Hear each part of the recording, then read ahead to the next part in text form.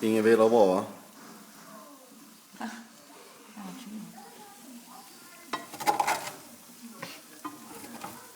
Fan. Dags för en ny stekpanna kanske? Jag tror det.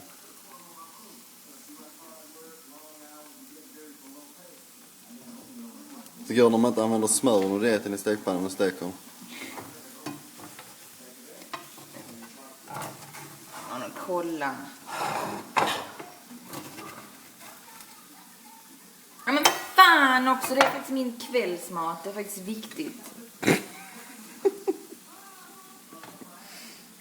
Råkar inte med en dietad människa. Kolla.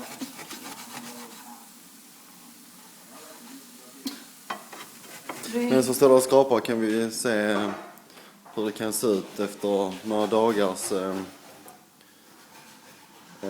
dieten för Mr. Palm.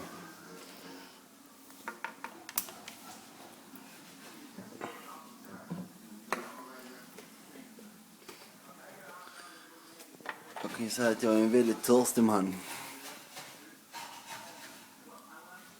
Här pratar vi kanske 4-5 dagar kanske. Det är där 1, 2, 3, 4, 5, 6, 42 flaskor. 42 flaskor. Fröken Pant hade redan räknat visst. Men jag sa ju till dig att det var 80. Ja, förlåt så mycket. Hur går det? Ja, man skulle Ja, men det ser gott ut.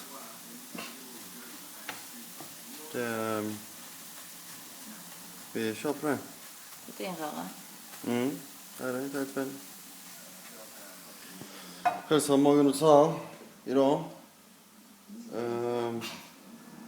Nutella, saps, ost, marmelad. Jag har olika fack för det i magen. Det är som en ko kan jag säga. Pizza.